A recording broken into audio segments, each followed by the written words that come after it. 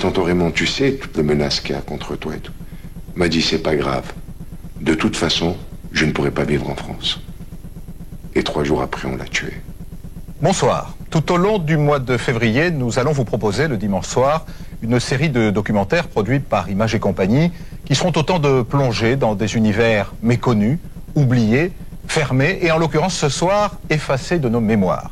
Voici un portrait de Raymond Léris, derrière lequel se cache l'histoire douloureuse des Pieds Noirs d'Algérie. Raymond Léris que certains, comme Enrico Macias, son élève, appelaient quand ils étaient gamins Tonton Raymond. Juif, chanteur, musicien, il vivait à Constantine, en Algérie. Et après la guerre, il était devenu le héros de Constantine, un saint, admiré, adulé, respecté, symbole d'une ville où les deux communautés, juives et arabes, semblaient unies pour l'éternité. Seulement voilà, le 21 juin 1961, Raymond Léris est assassiné, sur la place du marché, pas très loin de la synagogue, à quelques heures du Shabbat. Et c'est la panique dans la ville, le signal du départ, le début de l'exode. En quelques semaines, la ville se vide de ses habitants juifs et chrétiens.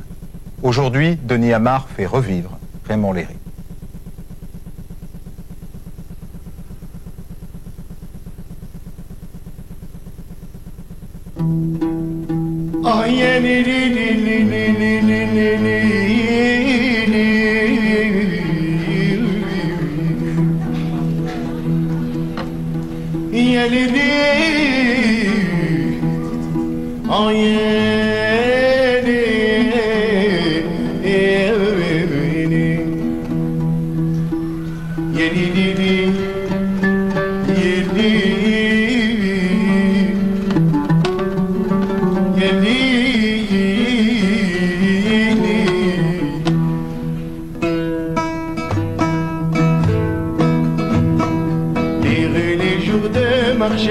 Piquant et bariolé, parfumé d'orange et de piment.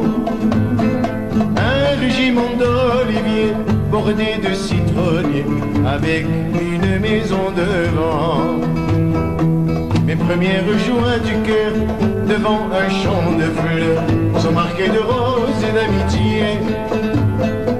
Quand j'évoque ces instants, je sens que mon accent revient comme il était avant.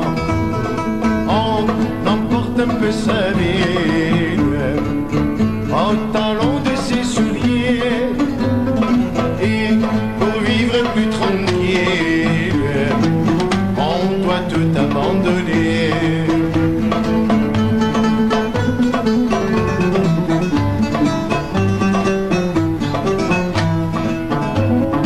Les arcades tamisées où les petits cafés semblent s'allonger sur les trottoirs, la vieille maison de pierre, le coin de cimetière où dort notre page d'histoire. Les couleurs de la montagne sous le ciel qui s'enflamme dans le feu tout proche du désert. C'est autant de souvenirs qu'on ne peut pas détruire, pourtant ils nous ont fait souffrir. On emporte un peu sa ville au talon de ses souliers, et pour vivre plus tranquille, on doit tout abandonner.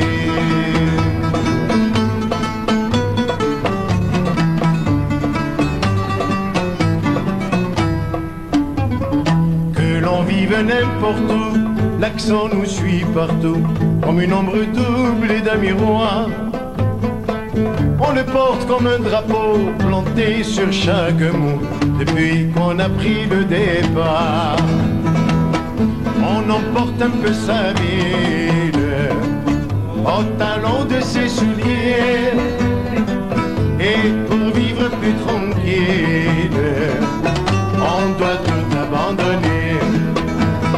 On emporte un peu sa ville au talon de ses souliers, et pour vivre plus tranquille, on doit tout recommencer.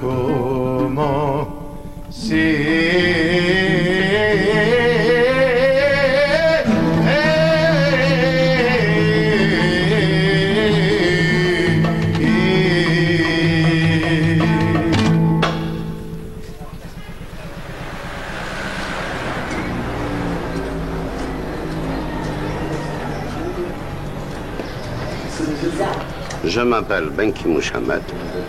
Je fais du dépannage de radio et télévision dans cette rue qui s'appelle la rue du Docteur Lavran. Nous sommes au numéro 24, à Constantine, la ville des ponts. Bien le bonjour à tout le monde. Vous avez été, en fait, l'ingénieur du son qui a enregistré Raymond Léris, c'est ça? Oui. C'est-à-dire, je fais des enregistrements à partir de la radio parce qu'il faisait des émissions tous les jeudis. Oui. Tous les jeudis, c'est-à-dire un jeudi par mois. Et il faisait des noces. Et il faisait des soirées. Oui. Dans des théâtres. Mais c'était rare les théâtres, c'était plutôt le cinéma. Il n'a fait qu'une seule soirée dans le théâtre de Constantine. Ça a été pour l'ouverture de la télévision à Constantine le 28 octobre 1960. Ah oui. C'était la première fois qu'il y a eu la télévision à Constantine. Cette bande, je l'ai enregistrée le 31 mai 1956 à l'Université populaire de Constantine. Exactement à 21h pile. Vous vous en souvenez très bien? Je m'en souviens très bien. Je m'en souviens très bien. Un article sur le journal. Alors écoutons ça.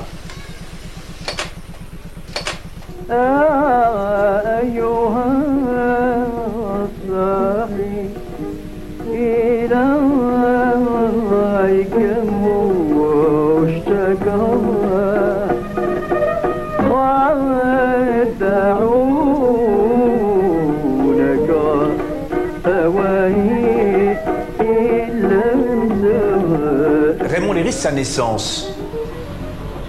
Ah non. Il est né, je crois, en 1912 ou 1913. Je crois que c'est 1912. Mais vous m'expliquez l'histoire de sa famille que vous venez de me raconter, là, avec l'adoption, là? On ne peut pas parler de ça. Ça risque de toucher son fils, sa famille, ses filles. Il vaut mieux ne pas en parler de ça. Si on revenait sur les conditions de sa naissance, est-ce qu'on n'est pas effectivement devant typiquement un récit mythique? Oui, mais là c'est trop beau. Là c'est le mythe accompli absolu. C'est une naissance avec des origines mêlées, puisque sa mère est bretonne, chrétienne.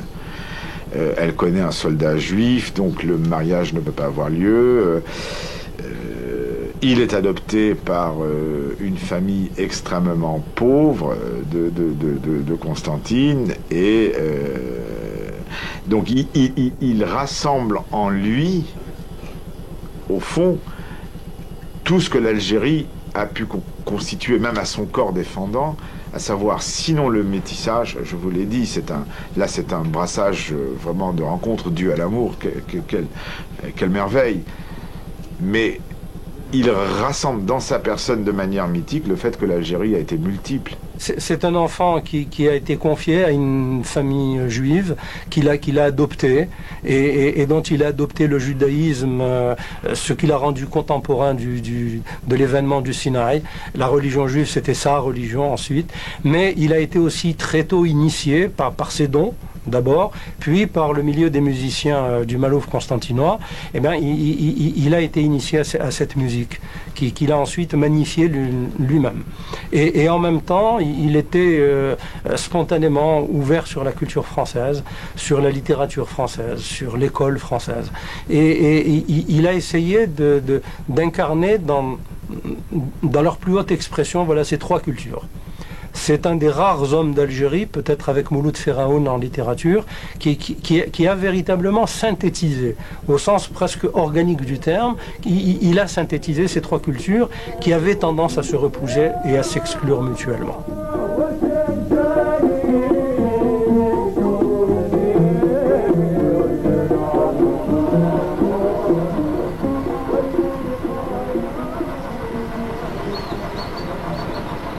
Constantine, c'est la ville la plus improbable du monde, parce que c'est une ville qui a été cassée 4 fois.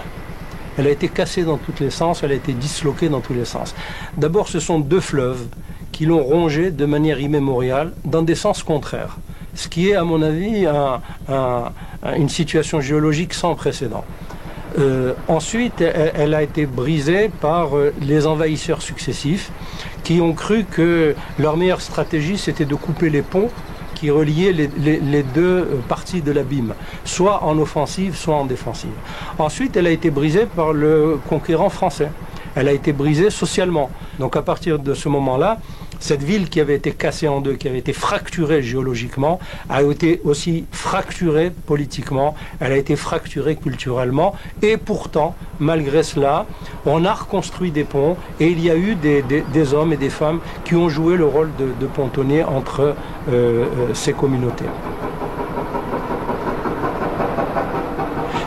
L'âme constantinoise, pour autant qu'on puisse la caractériser d'une formule, hein, à mon avis, elle est tendue par deux extrêmes. L'extrême du gouffre, qui est très fascinant, et qui faisait qu'il y avait beaucoup de suicides, les gens se jetaient du haut des ponts. Et en même temps, au-delà des ponts, cette ville vous inculquait le sens de l'horizon.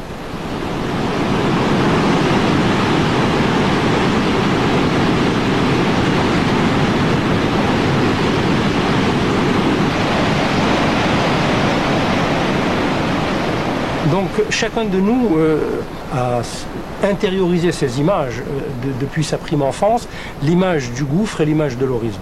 Et malheureusement, la politique n'a pas su faire prévaloir l'horizon, et c'est le gouffre qui l'a emporté.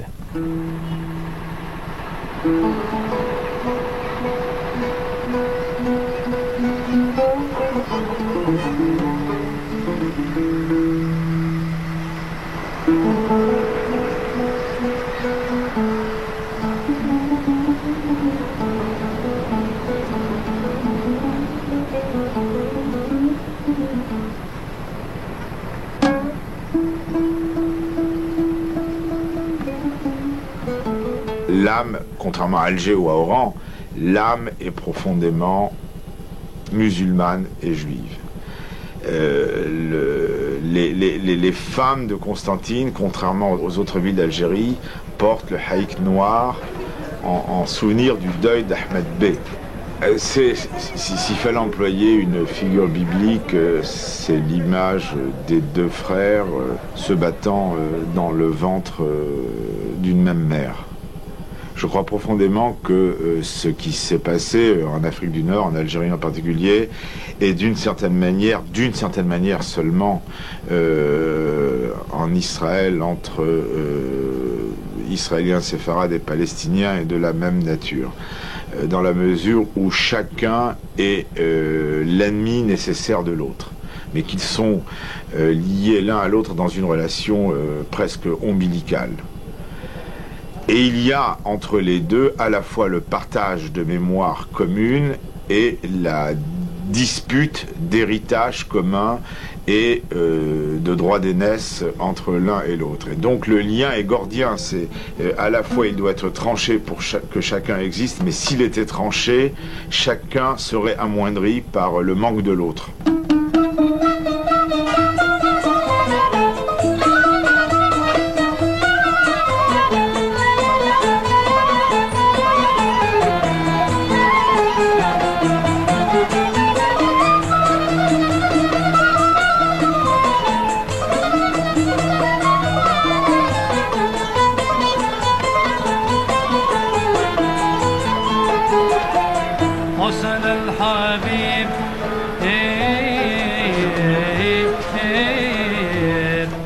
À la maison, mon père ne s'exprimait qu'en arabe. Il s'exprimait en arabe parce qu'il disait que c'était sa première langue et qu'elle traduisait toujours le mieux sa pensée. D'ailleurs, quand il donnait des interviews à la télévision ou ailleurs, il y avait toujours un traducteur et il s'exprimait en arabe. Et donc, c'était la langue avec laquelle il s'exprimait, et avec ma mère qui lui répondait en arabe, et avec nous qui lui répondions en français. Notre mère nous parlait français, nous lui répondions en français. Donc vous voyez que nous avons vraiment vécu à l'intérieur d'un milieu dans lequel notre triple culture, ou ma triple culture, a été complètement assumée. C'est-à-dire ma culture juive, ma culture judo-arabe et ma culture occidentale, bien entendu. Notre père était un père plein de tendresse, plein d'amour, plein d'affection. S'il entendait l'un des enfants se réveiller le soir, ça n'était pas maman qui se réveillait. C'était lui. C'est lui. C'est lui qui se levait. On a toujours dit en fait que la mère, c'était notre père. Exactement. Voilà. Exactement. Parce que c'est lui qui avait toute l'anxiété de la mère. Exactement. C'est lui qui se réveillait, c'est lui qui nous soignait, il nous mettait Quand à on côté était de malade, lui. Si on était malade, c'est lui qui nous emmenait voir les médecins. C'est lui qui nous emmenait voir les médecins. C'était jamais maman, c'était lui. Mais quand Ma on mère dit était ça- beaucoup plus forte que lui. Mais quand on dit ça, on enlève quelque chose à votre mère? Non. Absolument pas. Du tout. Maman était Elle compensait autre chose. Elle compensait. C'était équitable. Elle était investie pour lui à 100%. Donc elle était pour lui. Elle s'occupait Voilà. de lui. Et lui, Et s'occupait de nous. Ah oui, c'est très joli, oui. Il avait une boutique de disques rue Antoine Zévaco, si je me souviens bien. Et je vous dis ça, j'ai quitté l'Algérie, Constantine a 13 ans. Sur la porte duquel s'asseyaient volontiers mon père, ses amis, qui étaient tous des hommes à l'image de Raymond extrêmement beaux, toujours bien sanglés dans leur costume, avec leur borsalino, dont j'ai jamais su d'ailleurs s'il était à la du fait qu'en bon juif, il sortait le chef couvert ou si c'était des restes d'élégance un peu guape. Et la figure de Raymond, qui était déjà belle en soi, à la fois d'une beauté physique extrêmement remarquable et dont il émanait une aura spirituelle, je crois que Raymond était considéré comme un saint déjà de son vivant, alors même qu'il n'avait pas de fonction religieuse. Il n'a jamais eu de fonction religieuse. Et donc, je me souviens d'une scène où mes parents avaient acheté une maison à 3 ans de l'indépendance. C'était quand même pas un signe de grande intelligence immobilière. Mais enfin, et donc il était venu pour la voir. Et il est vrai que la maison s'ouvrait sur un personnage, c'est intéressant, sur un paysage très beau de Djebel. Et Raymond s'est planté devant les montagnes, puis il était l'heure de partir, ses camarades se sont approchés, et quelqu'un leur a dit non, laissez-le. On voyait qu'il était en contemplation. Et il s'est mis à improviser devant les montagnes. Et j'ai vraiment le privilège de cette scène qui a duré quelques secondes d'entendre Raymond improviser devant la beauté du monde.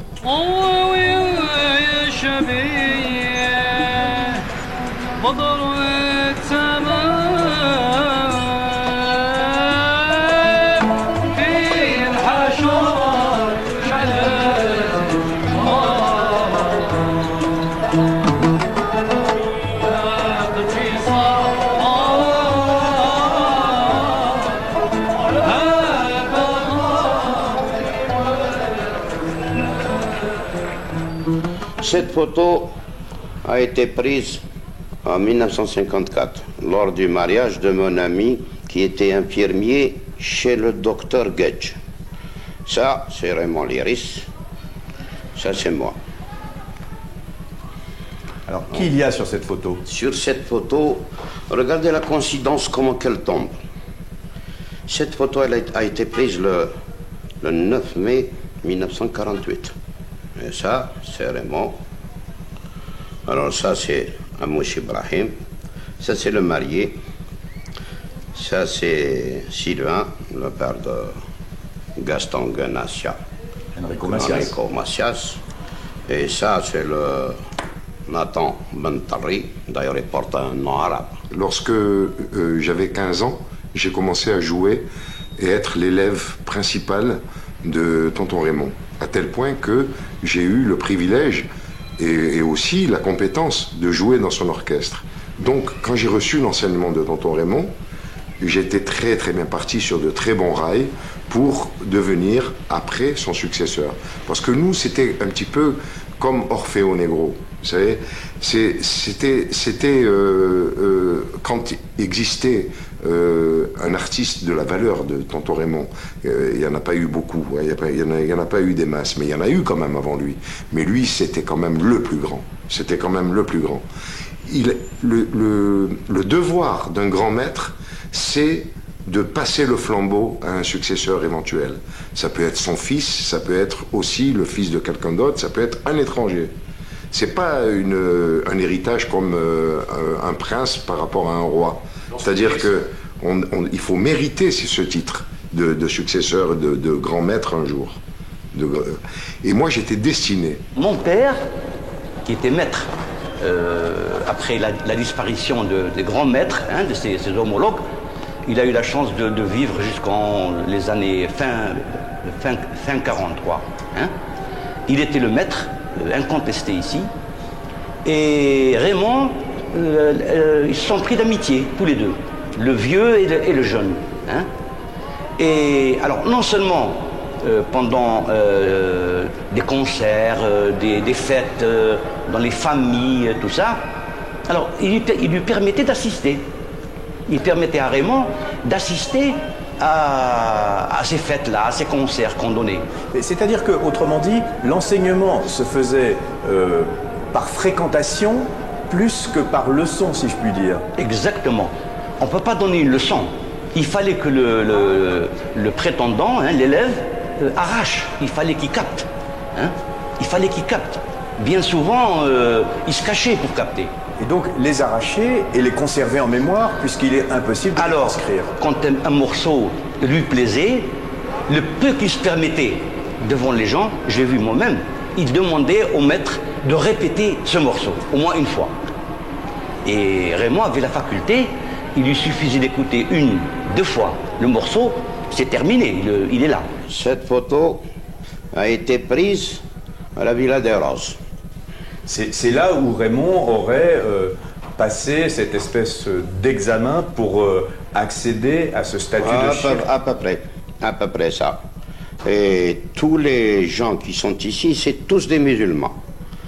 À part Sylvain et Raymond et Nathalie. 3 Israélites, tout le reste c'est des musulmans.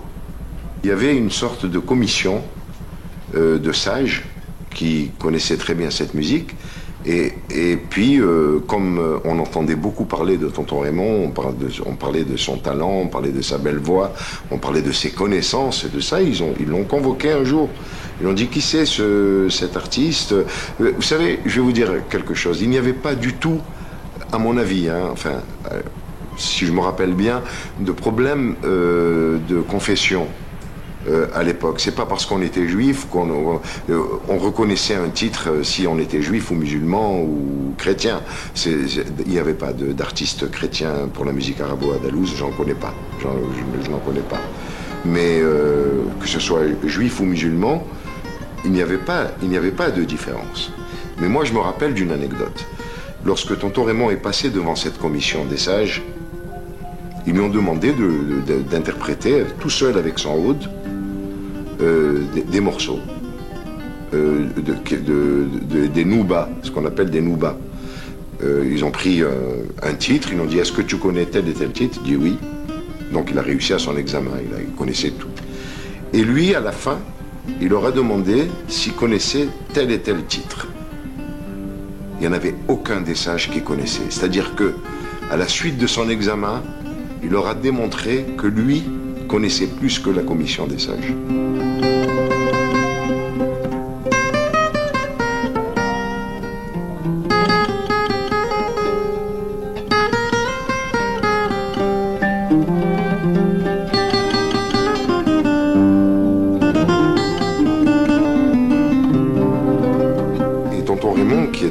Très rigoureux et très classique, lorsqu'il m'a entendu jouer de la guitare, il a eu l'idée d'intégrer la guitare dans un orchestre traditionnel où il n'y avait pas d'autre instrument que le violon, le oud, la flûte, le tambourin et la derbouka. Donc, quand il m'a entendu jouer de la guitare, il a eu l'idée d'intégrer la guitare, pas du tout comme un complément, mais comme quelque chose qui correspondait très très très bien à la musique du Malouf, quoi. Parce qu'il ne faut pas oublier que le Malouf est de la musique arabo-andalouse et que le berceau, c'était Grenade.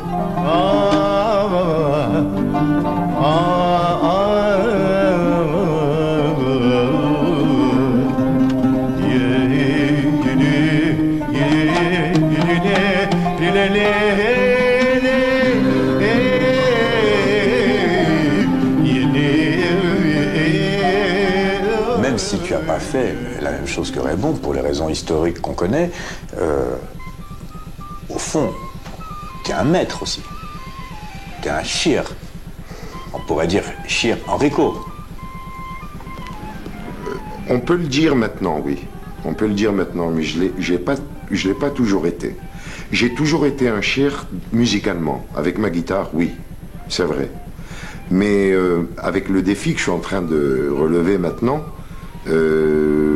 j'ai rempli haut la main mon titre que je pouvais obtenir, mais je peux dire que je l'ai obtenu après le Printemps de Bourges. Et que maintenant, le réveil de la mémoire n'est pas terminé, parce qu'il faut que je travaille encore beaucoup pour mériter totalement ce titre. Et il faut que tu trouves un élève. Il faut que je travaille, et puis après, il faudra que je trouve un élève.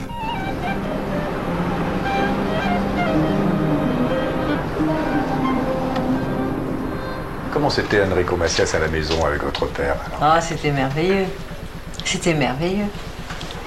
Enrico Macias, c'était l'élève de mon père. Vous le savez déjà.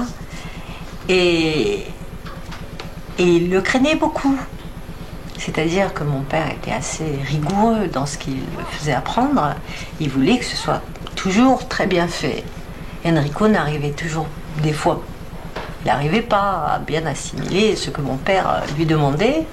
Et il lui faisait répéter autant de fois qu'il le fallait.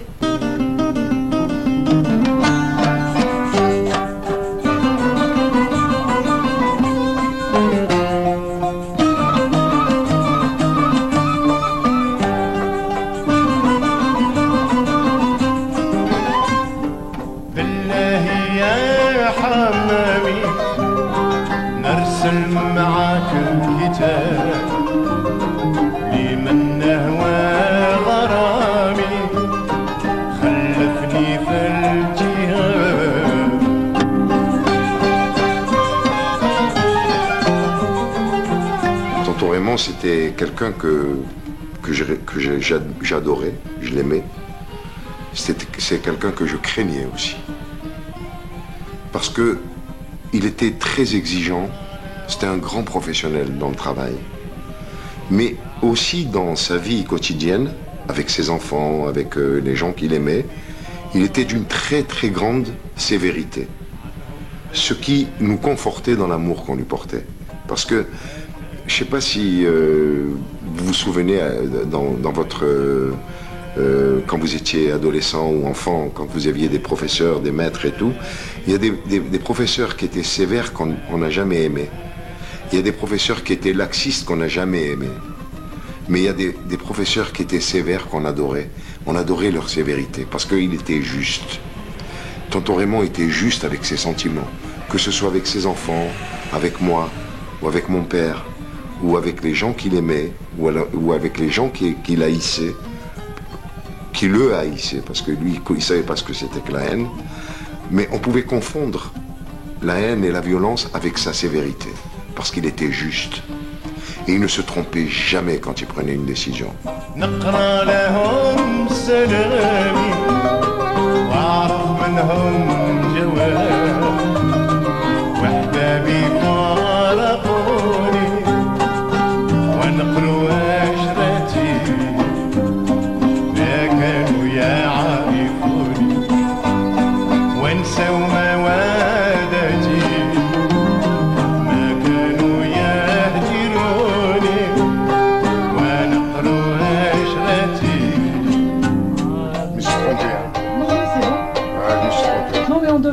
Là, on doit reprendre. Mais je me suis trompé tout à l'heure dans les paroles. C'est un demi. C'est un demi. Complètement. On peut reprendre à partir de quoi, d'où?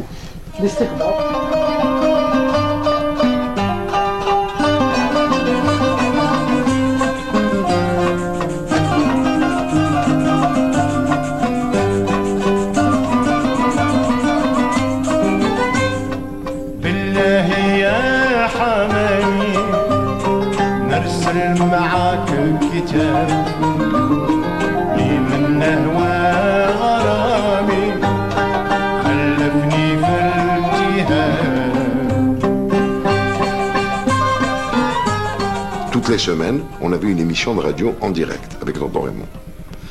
Et moi, j'avais à l'école, comme j'avais 15-16 ans, j'avais des copains à l'école qui commençaient à devenir des fans. Et quand ils m'entendaient à la radio, c'était un événement à l'époque, hein, de passer à la radio et à la télévision, ça n'existait pas encore. Et j'avais plein de copains de l'école qui venaient me chercher à la fin de l'émission, à l'endroit où on enregistrait l'émission. Et ils venaient me chercher et ils me félicitaient, ils me congratulaient, ils m'embrassaient, tout ça, ils me félicitaient. Et un jour, j'avais fait une prestation qui était juste, bien, très très bien, sans aucune faute, mais moyenne. C'est-à-dire que j'avais pas tellement d'inspiration ce jour-là, je n'étais pas très très très bien. Et j'avais pas fait de faute, parce qu'une faute c'est carton rouge et c'est pire que le foot. Mais il y a aussi le feeling, vous savez, si on n'avait pas ce jour-là de feeling, si on n'avait pas de feeling, c'était pas valable. Ça fait partie des fautes dans l'interprétation. Et mes copains m'ont félicité alors que je ne méritais pas ces félicitations. Et tonton Raymond m'a attrapé à part. Il m'a dit, pendant 6 mois, tu ne joueras pas dans l'orchestre. Il m'a dit, parce que les gens, tes copains-là, qui sont en train de te monter artificiellement, te font plus de mal que ce que moi je vais te faire. Parce que moi, je vais t'exclure pendant 6 mois, parce que tu n'as pas très bien joué aujourd'hui. Et maintenant, ça va te faire réfléchir, et dans 6 mois, tu joueras très bien. Allez, au revoir. Pas tant.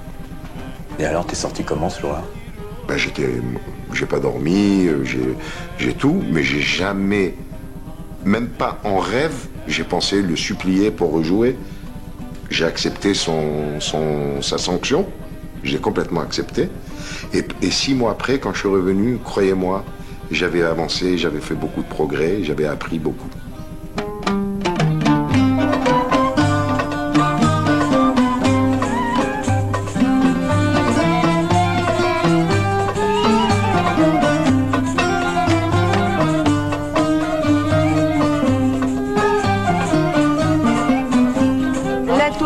C'était dans l'éducation, c'est-à-dire que bon, il était d'une manière, il était quand même strict. Comme dans sa musique d'ailleurs. Exactement, comme dans sa musique. Il ne nous laissait pas sortir seul, il ne nous laissait pas aller danser ou aller...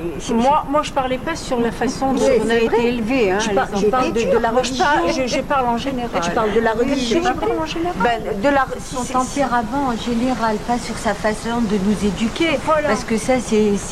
Non, mais moi, j'ai pas parlé sur la façon d'éduquer. Je disais justement qu'il avait une tolérance et il était intolérant aussi sur sa... Si vous ne laissez pas sortir, c'est parce qu'il était anxieux, il se faisait... Voilà, et puis c'était la mentalité. Il y avait des attentats en Algérie, c'était des périodes troublées. C'était des périodes déjà difficiles, troublées par les événements. On ne pouvait pas sortir sans qu'il y ait un attentat ou sans qu'il y ait quoi que ce soit. C'est très jeune, mesdames. Ah oui, Suzy s'est fiancée d'ailleurs avec Enrico. Et moi, je me suis fiancée avec le fils Maman, Charlet.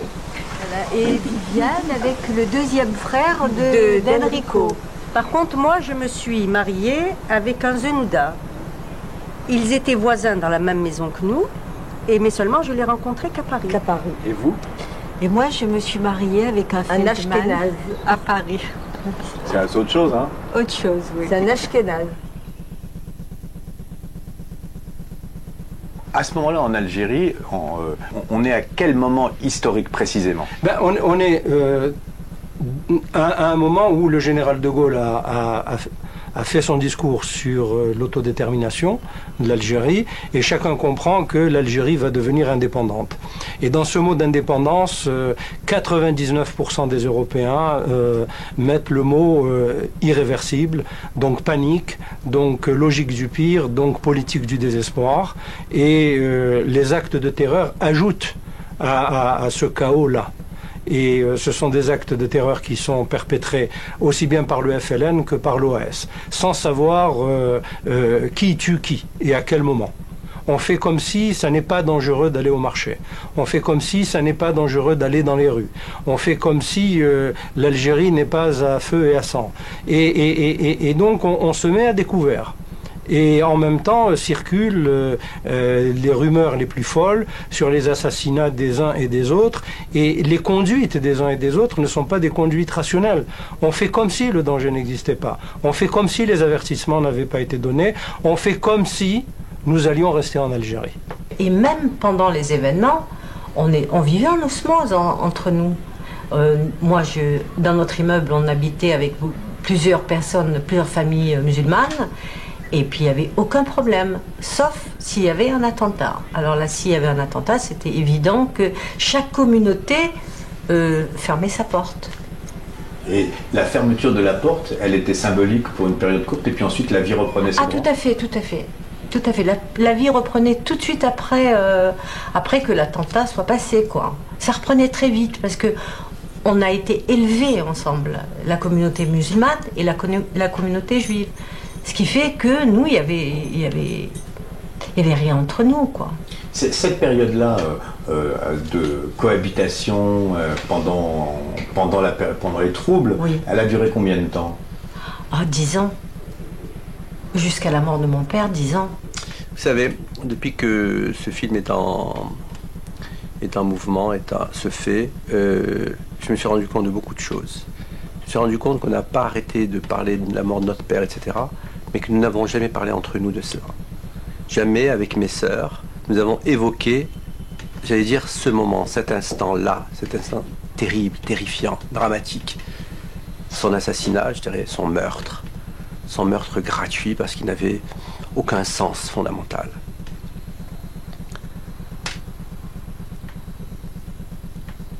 Je l'ai vécu comme l'ont vécu mes sœurs, c'est-à-dire chacune à son moment. J'étais avec mon père le matin.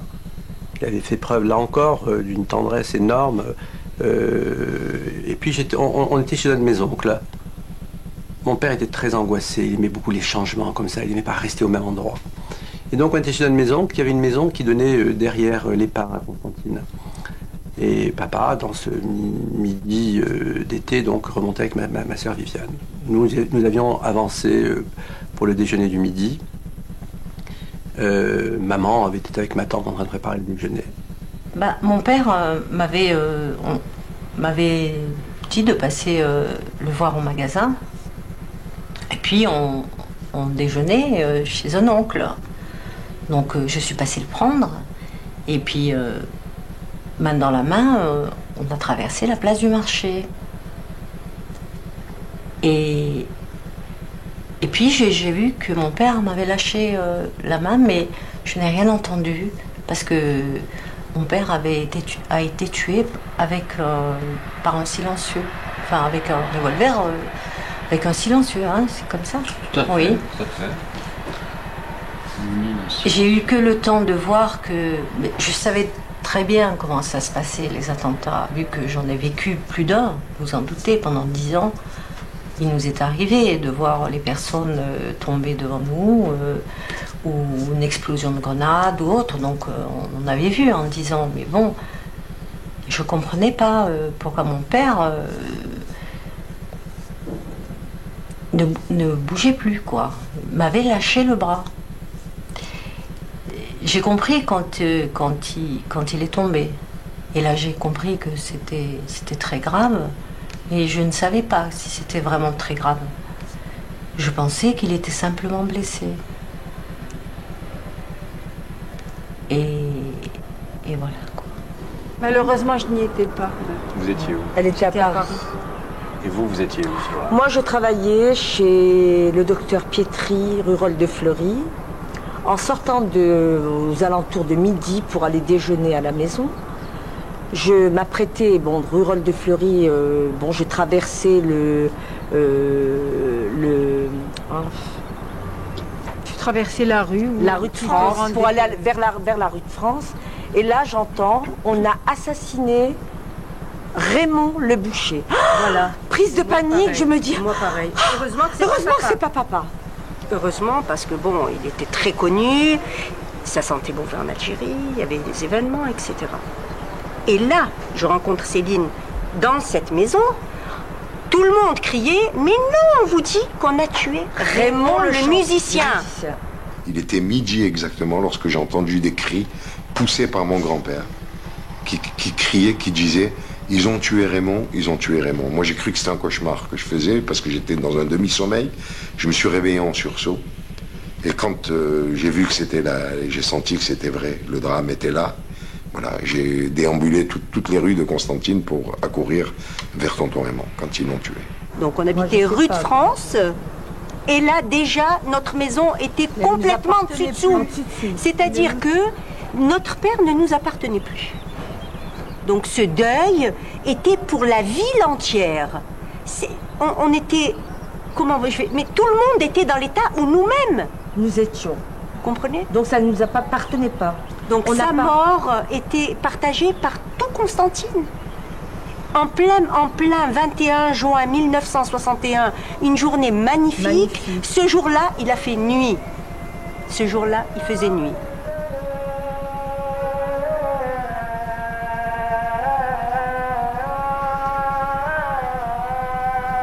J'ai fait tout ce parcours jusqu'à l'hôpital, pour celui qui connaît Constantine, toute seule. Toute seule, et sûrement en l'appelant. Je ne me souviens plus très bien, parce que ça a été un très gros choc. Puis je suis rentrée à l'hôpital et j'entendais toujours les gens crier.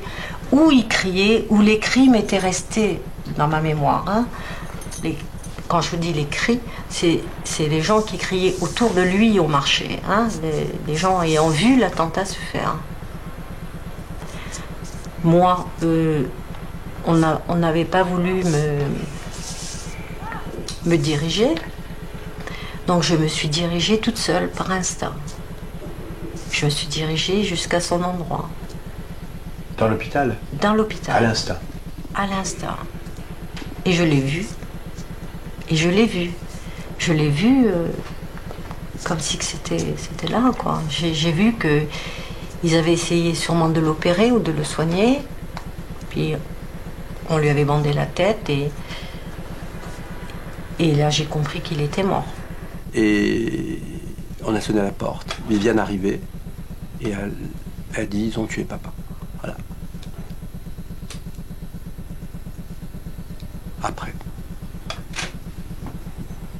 Il y a un choc qui n'est pas racontable dans le moment. Il y a une espèce de... C'est pas racontable parce qu'il y a l'affolement de l'instant. Il y a les espoirs fous de se dire non, il n'est pas mort. Il y a la course vers l'hôpital de Constantine, peut-être qu'il que grièvement blessé. Il y a les moments d'errance dans la ville, en se demandant ce qui se passe. Il y a la ville qui devient complètement folle.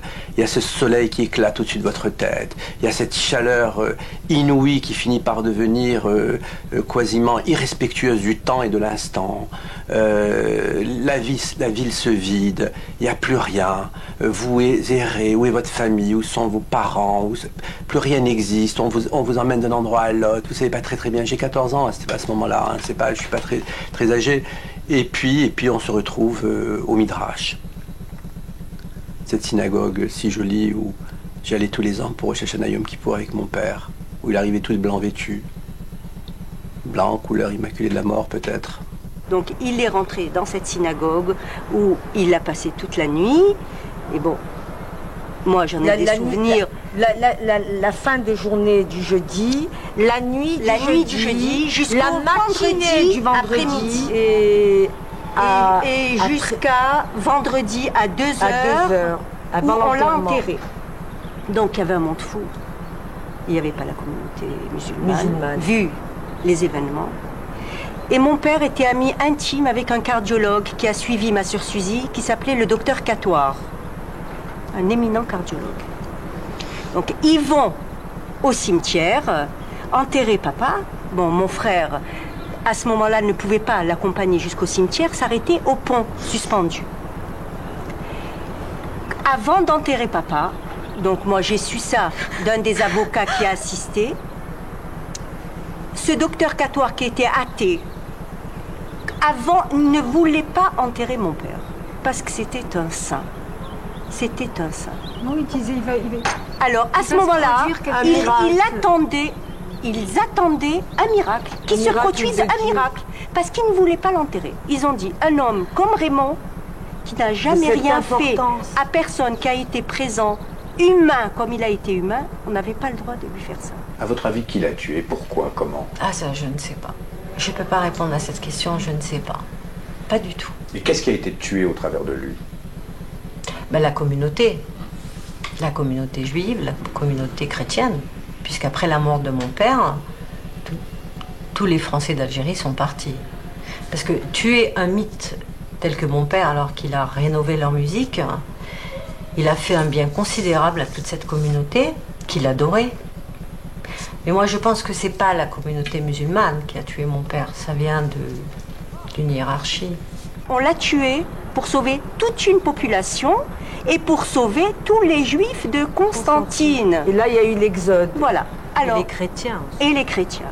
Le lendemain de sa mort, tout de suite, les cadres ont commencé à partir en France, en Israël. Et ça a été l'exode total. Donc, ils l'ont tué, ils ont visé cette tête pour justement faire fuir les gens. Au lieu de tuer 1000, 2000, 3000 personnes, ils ont touché Raymond. Et c'était fini après. C'est vrai que sa mort a protégé toute sa famille et puis toute la communauté juive. Il ne faut pas oublier qu'on a retrouvé des tracts, des documents, une liste de condamnés à mort par les responsables de l'époque, de la révolution algérienne. Et je ne veux pas dire les noms parce que je ne suis pas là pour recréer encore une polémique. Tout ce que je sais, c'est que les coupables avaient dressé une liste dont mon père et moi, et puis tous les membres de son orchestre. Et puis notre départ nous a protégés. Sa mort, en fait, c'était le bouclier pas seulement de sa famille, pas seulement de son orchestre, mais aussi de toute la communauté juive de Constantine. C'est exact. J'avais pas pensé à ça. Moi, je suis tellement, si vous voulez mieux, rempli de cette peine que j'ai, de cette tragédie, de cette perte de cet homme, que finalement, j'ai pas pensé qu'il a été un martyr, quoi. Il a été vraiment un martyr. Ce que je comprends pas, alors, c'est pourquoi on l'a tué, Raymond Léris? Quel rapport avec ça? Raymond Léris a été tué aussi bien que n'importe lequel. Raymond Léris marchait dans la rue et portait un chapeau. Et pendant notre révolution, c'était un ennemi. C'était pour celui qui le tuait, c'était un ennemi. Mais il ne savait pas que c'était Raymond Léris ou n'importe lequel. C'est pas lui en tant que tel qui a été assassiné. Il n'a pas été tué en tant que chanteur. Il a été tué en tant que révolutionnaire. Si on a tué un homme avec un chapeau, l'homme qui portait ce chapeau, c'était Raymond Léris et on ne pouvait pas l'ignorer. On ne pouvait pas ignorer ce que cet homme incarnait. On ne pouvait pas ignorer à quel endroit on le tuait. C'est-à-dire sur la place du marché juif de Constantine, avant le Shabbat. Donc, il n'y a pas d'enquête qui ait été diligentée, qui ait été faite à ce propos. Peut-être qu'un jour on le fera. Donc, chacun de nous a des hypothèses. Mais je dis, si on avait voulu intentionnellement provoquer l'exode définitif de toute la population juive de Constantine, qui était identifiée à Raymond Léris, on n'aurait pas agi autrement. Et dans ce cas-là, le départ s'est fait, mais... En quelques semaines. En quelques semaines. D'une manière concertée ou ça a été une sorte de... c'est un mouvement panique. C'est un mouvement panique et c'est d'autant plus troublant que, encore une fois, Constantine, avec ses quelques, je crois, 40 000 juifs, était une ville profondément juive dans la mesure où le judaïsme ne se vivait pas seulement dans la maison, dans la synagogue, mais dans la rue. Lorsqu'arrivaient les fêtes, cela se sentait. Les processions des rouleaux de la Torah s'effectuaient dans la rue. Le marché même suivait le calendrier des fêtes juives. Et donc, à partir du moment où on l'a assassiné, il était évident pour nous qu'il n'y aurait même pas de dernier quart d'heure, que c'était dans l'instant même qu'il fallait partir. Maintenant on en parle. Hein. Du reste, celui qui l'a tué était un fou. Hein. Il est mort fou. C'est ça qui l'a rendu fou? Oui. Mais déjà, il était désaxé. Il était désaxé avant. Et cette affaire-là l'a poursuivi des années. Jusqu'à sa mort, il est mort fou. Ça, j'en suis sûr. Il s'appelait comment? J'ai oublié son nom, hein, je dis franchement. Bah, tous les Constantinois le savent, hein, c'est un fils de Constantine, je peux vous dire son nom, hein, il n'y a pas de secret. Il s'appelait, il est mort il y a 2-3 ans, Ammar al-Mtiqar. D'ailleurs c'est extraordinaire cette histoire, vous savez, le Mtiqar ça veut dire deux choses. Ça veut dire soit quelqu'un qui est rouquin, c'est-à-dire qui a la couleur un peu rougeâtre, soit le Mtiqar qui a un autre sens et ça veut dire le fou, le dément. Donc c'est pour ça que beaucoup de Constantinois, quand vous leur avez posé la question, ils vous ont dit celui qui l'a assassiné était un peu fou. Bon, chacun y va de son interprétation, bien entendu. De toute façon, il fallait être fou pour tuer tonton Raymond. Parce que moi, ça ne m'étonne pas que ce soit un fou qui l'ait tué. Mais c'est pas celui qui l'a tué qui m'intéresse. C'est ceux qui lui ont ordonné de tuer tonton Raymond. Vous savez, les gens qui ont regardé le film de la bataille d'Alger, savent très bien comment les fidaïns, c'est-à-dire ces hommes d'action qui opéraient dans les villes pendant la guerre d'Algérie, comment ils faisaient ce travail-là. C'est-à-dire que c'est un tirage au sort, parce que la personne elle est connue, c'est une figure emblématique, et dès que c'est quelqu'un qui est désigné, il ne peut pas revenir en arrière. Donc il faut absolument exécuter la personne indiquée. Et c'est ce qui s'est passé, donc avec l'assassin de Raymond. Il a bien observé son itinéraire, d'ailleurs il y avait juste une petite buvette en face de son magasin, et il paraît qu'au bout du 10e jour, donc il a décidé de l'abattre à l'endroit qu'on a vu à Constantine, donc pas loin de son magasin. Il m'a dit, tu sais mon fils, je pourrai jamais vivre en France. Je préfère mourir ici que de vivre en France. Je pourrais pas. Je ne peux pas. Je lui ai dit, mais tonton Raymond, tu sais toutes les menaces qu'il y a contre toi et tout. Il m'a dit, c'est pas grave. De toute façon, je ne pourrai pas vivre en France. Et 3 jours après, on l'a tué.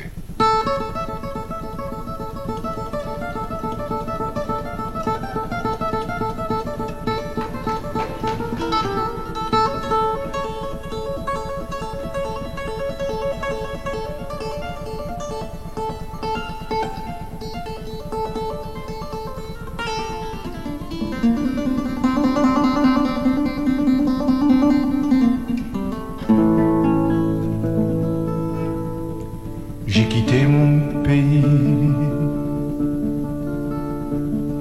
j'ai quitté ma maison, ma vie, ma triste vie se traîne sans raison.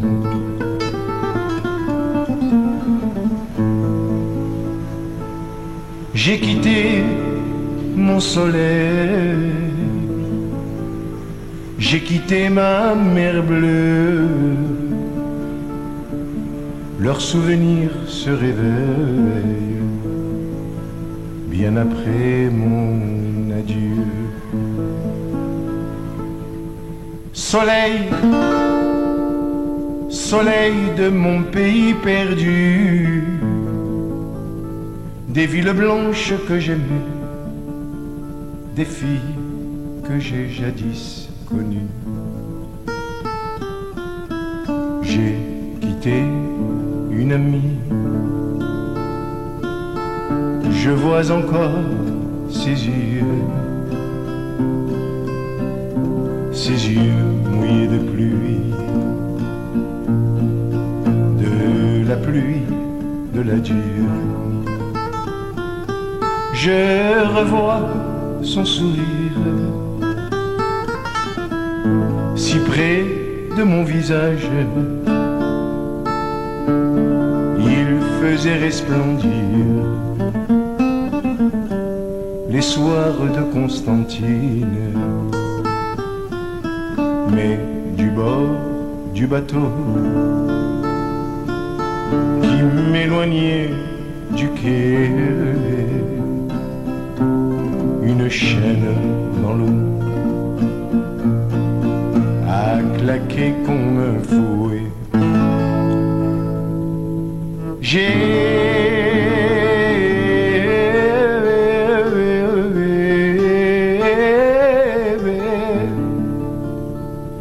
J'ai longtemps regardé ses yeux bleus qui fuyait,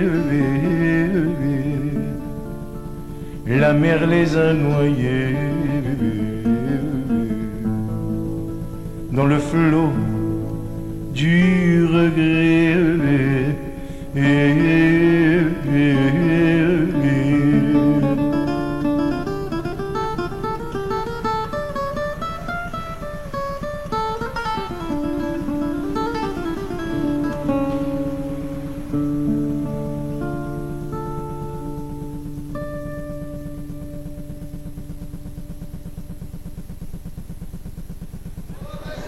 On est devant la boutique de Raymond. Oui, c'est une boutique qui a été transformée en métrage, mais l'activité essentielle du temps de Raymond, c'était la reprise un peu des postes TSF et tout ça, des panaches radio. Voilà. Et alors, tu me dis que les noms des gens des boutiques, tu les connais? Bon, il y avait, en bas, il y avait la boutique Elbaz. Ouais. Il y avait Sassia en face. Ouais. Et plus loin, il y avait Bekia, c'était la boucherie Bekia. D'accord. Et c'est une rue marchande qui avait pour spécialité tout ce qui est épices. Ouais. Tout ce qui est vin dans ces différents genres. Oui. Et puis la spécialité des Juifs, qui est connue de tous, c'est le phénix. Le gras, voilà. Et alors donc on arrive là devant la mosquée. Devant la mosquée, c'est un endroit. C'est un endroit où se rencontraient surtout les musulmans et les juifs pour se saluer, pour se dire bonjour. Et alors, lui il venait faire ses courses ici. Oui, c'est l'endroit de prédilection de tous les juifs d'ailleurs. Oui. Faire ses courses à Souk al-Asr, c'était un plaisir, c'était un régal. À Constantine, tous les Constantinois, même les juifs, étaient portés sur ce genre d'activité qui était faire son marché soi-même. Et alors là, donc on se rapproche doucement de l'endroit. De l'endroit présumé où on aurait abattu Raymond. D'accord. Et c'est un peu plus loin, devant ce petit bâtiment vert, qu'il se serait écroulé. Voilà, ce bâtiment vert, c'est le prolongement du marché de poissons. Ah, d'accord. Et c'est là, justement, entre la mosquée et le tribunal juif qu'il a été abattu ici. Il a été abattu ici. Pardon, ça va. Et là, nous sommes sur la partie qui était la maison où vivait la famille Guénassi. C'est-à-dire la famille de Enrico Macias. Quand Enrico Macias viendrait chanter à Constantine, mon vœu le plus cher, et je le dis en tant que citoyen amoureux de la ville de Constantine, je l'invite. Et là, je pense que le meilleur endroit pour qu'il puisse se produire, et d'une manière symbolique, serait qu'il se produise ici même. Et alors Taoufik, imagine que Enrico Macias vienne chanter ici, qu'on établisse une espèce de salle de concert à ciel ouvert ici. Ouais. Est-ce que tu imagines ce que serait que sa première chanson ici, à Constantine? Je pense la chanson, comme ça là. Hein. Qu'est-ce qu'elle dit cette chanson d'ailleurs? Elle raconte l'amour, le généralisme, un peu c'est les jardins andalous, et surtout cette idée de rapport intercommunautaire passionnel et passionné, parce qu'on est en face de la Zawiya de Ben Abdelrahman, en plein quartier juif. Je crois que c'est ça qui est intéressant dans cette chanson. Alors tu me la chantes? Il y a la description de l'amandine aussi. Ah, allez-y les gars.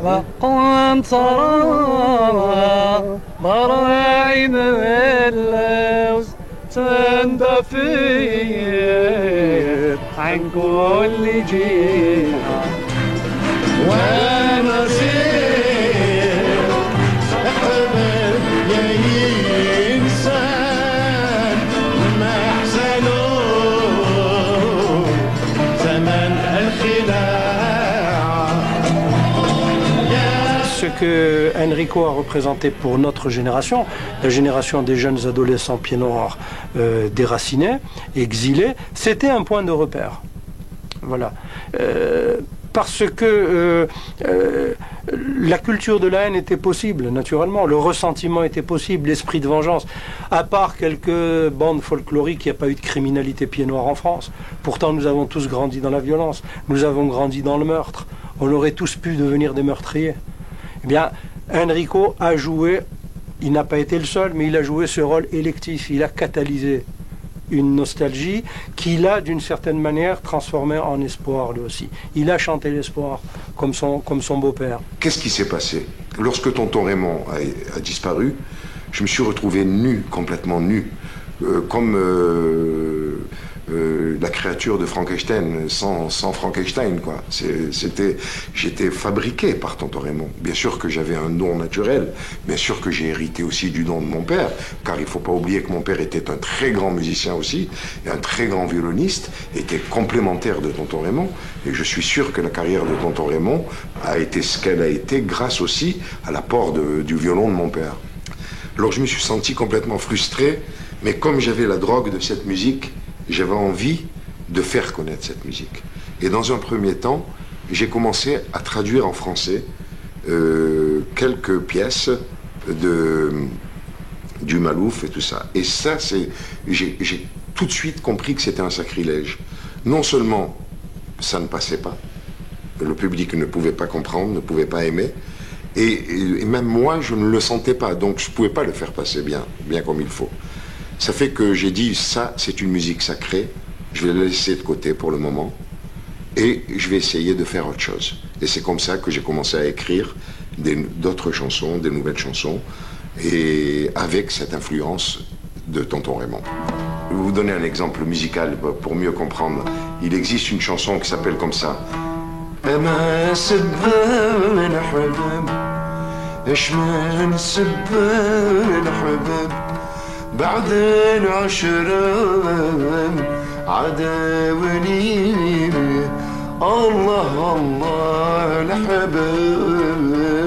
J'ai quitté mon pays, j'ai quitté ma maison, ma vie, ma triste vie se traîne sans raison. C'est dans la même famille d'inspiration, c'est tout. C'est que le deuil, la prise de conscience de l'absence. C'est un vaste programme, c'est pas évident, vous savez.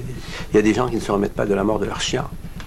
Alors vous savez, quand vous avez côtoyé un être comme mon père, je veux dire, cette dimension dans l'affect, dans l'intelligence, dans l'abord, dans tous les éléments de la vie auxquels nous participions quotidiennement, comment accepter? On peut accepter la mort liée à la maladie. On peut accepter la mort liée à l'accident. Comment voulez-vous accepter une mort délibérément induite, produite, dirigée, consciente? Il y a eu une chose extraordinairement touchante qu'a dit Olivier, c'est qu'il a dit qu'il comprenait le chagrin des mères et le chagrin de sa mère. Oui. Alors, vous aviez en vous ce drame et oui. Vous l'avez transmis malgré vous ou vous l'avez transmis sciemment? Comment vous avez fait? Malgré moi. Malgré moi. C'est-à-dire que moi, j'ai 4 enfants. Et quand mes enfants sont nés, j'ai, par amour pour mes enfants, eu peur de les perdre à chaque instant. Ce qui fait que je refaisais exactement les mêmes gestes de secours à mes enfants que j'ai pu l'avoir fait à mon père. C'est-à-dire un enfant qui a de la fièvre, un enfant qui est malade, c'est tout à fait normal. Pour moi, ça devenait assez dramatique. Parce que ce cauchemar me revenait sans cesse. Et donc, j'étais là toujours à porter secours à mes enfants, à les amener trop vite chez le pédiatre, etc. etc. Parce que je cherchais toujours à les sauver. Et vous pensez qu'à un moment, ils ont saisi ce qu'il y avait de particulier dans oh, sur moi, c'est tard, hein. En grandissant. En grandissant. Ils ont compris. Vous n'arriviez pas, ou vous n'aviez pas à en parler, vous n'aviez pas le désir d'en parler? Ah non, je n'ai jamais eu le désir d'en parler. Écoutez, je vais vous faire une confidence. Je crois que je n'en ai pas parlé depuis 37 ans.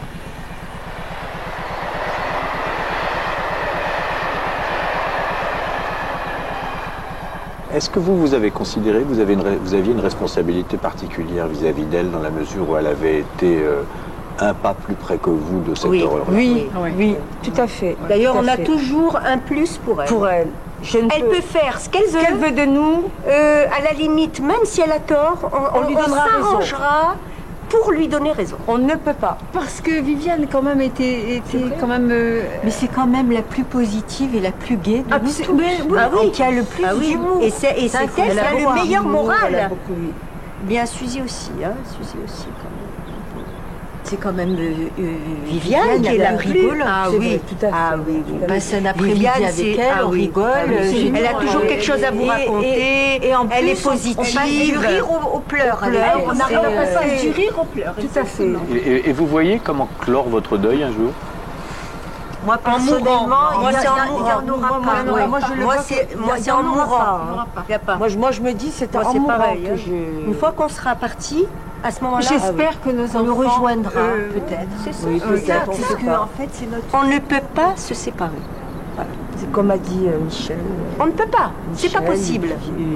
Huguette, on a consulté, on s'est fait psychanalyser, on a pris des médicaments, on a tout fait. Non. On a essayé de s'apaiser tant bien que mal. On vit toujours que sur une patte, mais je ne crois pas qu'on puisse se remettre de ça. Je ne crois pas.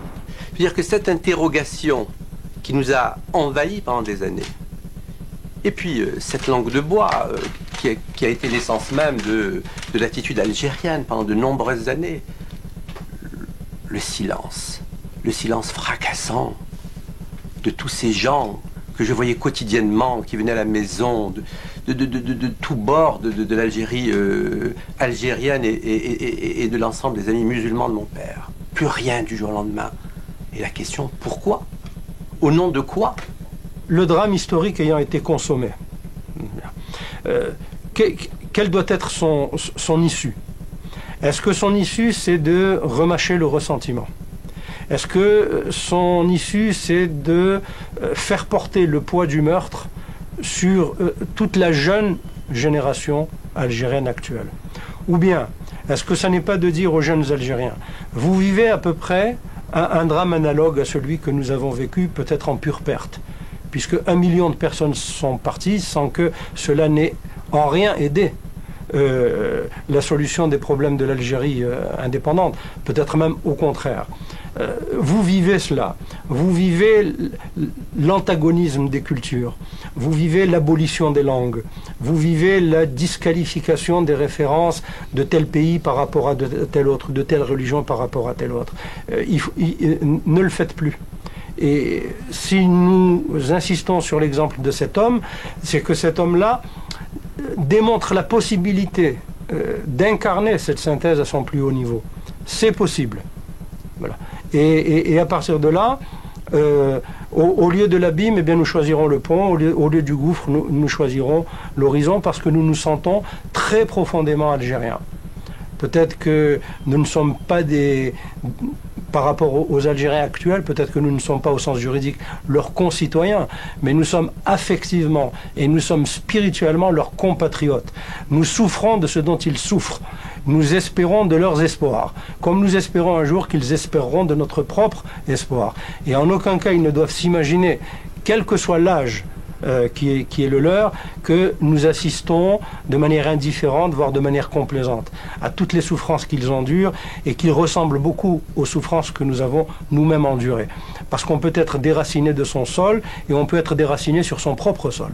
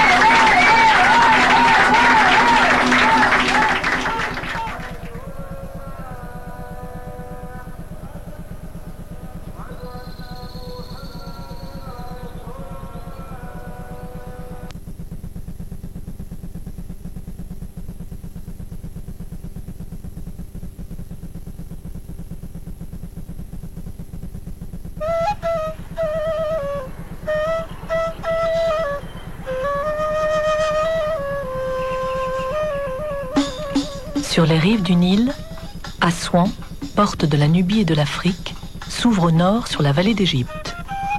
La ville s'est développée sur la rive orientale. Elle est depuis la plus haute antiquité un carrefour de peuples et d'échanges.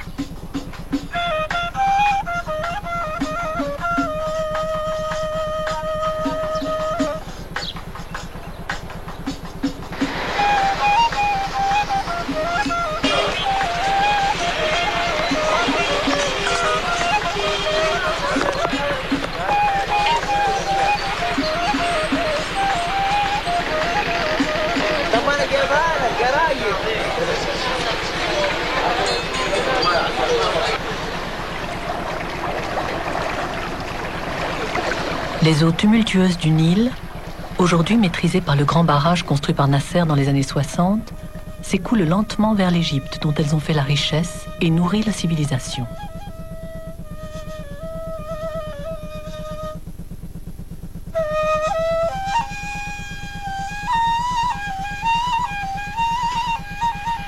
Le Nil, descendu du Soudan en 6 cataractes, franchit près d'Assouan une masse immense de granit rouge et noir, creusé, charrié, poli par les eaux et les siècles. C'est ici que se situait la première cataracte.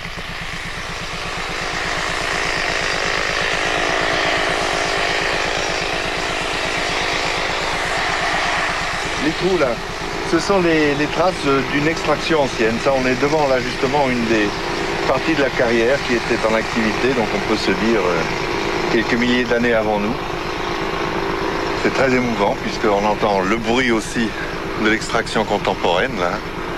Voilà une carrière qui n'a probablement jamais cessé, qui s'est un petit peu interrompue de temps en temps, mais qui est toujours en activité. C'est datable ou pas, non? Là, je ne saurais pas vous donner une date précise, mais on pourrait penser au moins, c'est ou pharaonique ou ptolémaïque. Sorte d'ici, puis quantité de sculptures, donc on trouve par exemple le ramasséum a été fait en grande partie, enfin toutes les choses en granit, le granit rouge et le granit noir justement, ont été façonnés ici. On peut en trouver encore 2 ou 3 complètement inachevés qui ont été abandonnés un petit peu plus loin d'ici.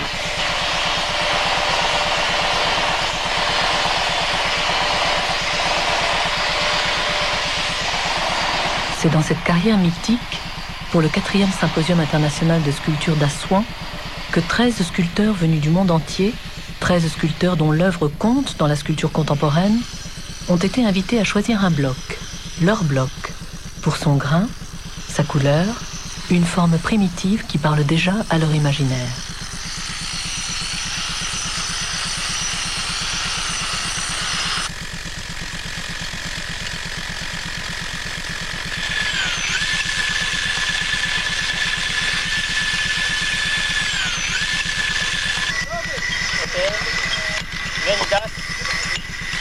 Ouais.